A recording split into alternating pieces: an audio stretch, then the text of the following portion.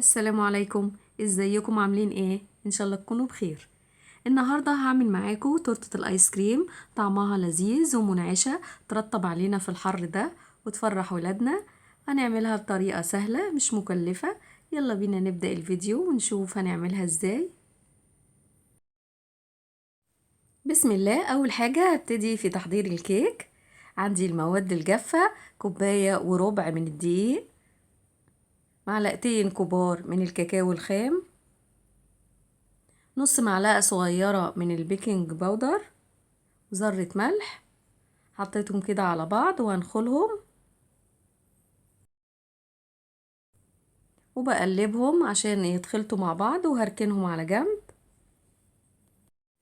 ودلوقتي هبتدي اخلط المكونات السائلة. بستخدم الخلاط. عندي نص كوباية من اللبن، نص كوباية من الزيت، بيضتين بدرجة حرارة المطبخ، نص كوباية من السكر، معلقة صغيرة من الفانيليا، معلقة كبيرة من الخل. وهضربهم كويس في الخلاط لمدة ما تقلش عن 5 دقايق لغاية ما الخليط بيبيض ويفتح بالشكل ده. وهنزل بيهم على المكونات الجافة واضربهم كويس مع بعض بالمضرب اليدوي لغاية ما يتكون قوام الكيك المطلوب. كده خلاص الخليط بقى جاهز. ده القوام المطلوب، لا خفيف ولا تقيل. لو لقيتي القوام تقل منك اكتر من اللازم بتزودي معلقة او 2 من اللبن وترجعي تضربيهم. وهنا انا جهزت الصينية اللي هي بقاعدة متحركة وبطنتها بورق الزبدة.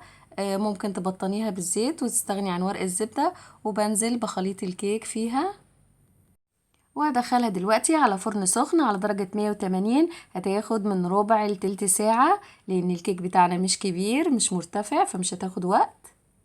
وده شكل الكيكة بتاعتي بعد ما خرجت من الفرن واختبرتها بالخلة. ارتفاعها من 3 ل 4 سنتي. هسيبها تبرد تماما وبعدين نرجع نشوف هنعمل ايه.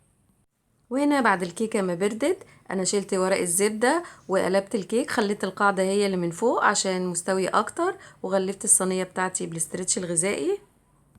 ودلوقتي ببتدي في تحضير طبقات الايس كريم. اول طبقة عندي كوباية من اللبن المتلج، لازم يكون ساقع جدا، وبضيف عليها باكو من ايس كريم بنكهة الفانيليا. لو انتوا حابين طبقة الايس كريم اكبر ممكن تستخدموا باكوين. اهم حاجة تخلي بالك منها ان كل باكو بتستخدميه لكوباية من اللبن. وببتدي بخلطهم بالمضرب الكهرباء لمدة ما تقلش عن 5 دقايق لغاية ما اوصل للقوام المتماسك اللي بيكون شبه قوام الكريم شانتيه بس اخف شوية. ده القوام المطلوب. كده الايس كريم بقى جاهز. هنزل بيه على الكيك، بوزعه بالتساوي وبظبطه كويس على وش الكيك. احاول على قد ما اقدر انه يكون متساوي. وهدخلها دلوقتي الفريزر مدة من ساعة لساعتين لغاية ما طبقة الايس كريم تجمد وتتماسك، عشان لما احط الطبقة التانية من الايس كريم ما يختلطوش ببعض ويكون شكلهم حلو. ودول شوية من الايس كريم سبتهم للتزيين. ودلوقتي بعد مرور ساعتين وبعد ما طبقة الايس كريم تماسكت هخليها في الفريزر زي ما هي لغاية ما اعمل الطبقة التانية من الايس كريم. هعمل ايس كريم بنكهة الشوكولاتة. هكرر نفس الخطوات. عندي كوباية من اللبن الساقع المتلج بضيف عليها باكو من ايس كريم بنكهة الشوكولاتة وبضربهم كويس اوي مع بعض مدة 5 دقايق لغاية ما يتماسكوا. وبحطها على طبقة ايس كريم الفانيليا بسويها كويس.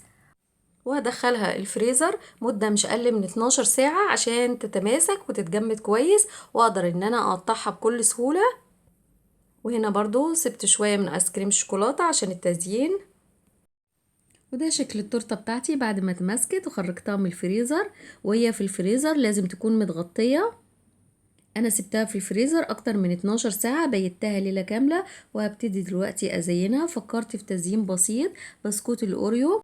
شلت الكريمة اللي كانت بين البسكوت وطحنته ونعمته بالشكل ده، وهبتدي ارشه على وش التورته من فوق.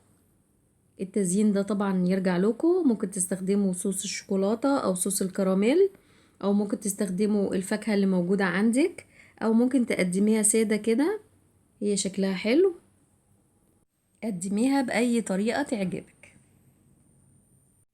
بعد ما خلصت توزيع طبقة البسكوت ببتدي بفتح الصينية وبخرجها بحرص، واهم حاجة اشتغل بسرعة علشان طبعا هتسيح، الدنيا حر جدا. شايفين شكل الطبقات منتظم وشكلها حلو جدا.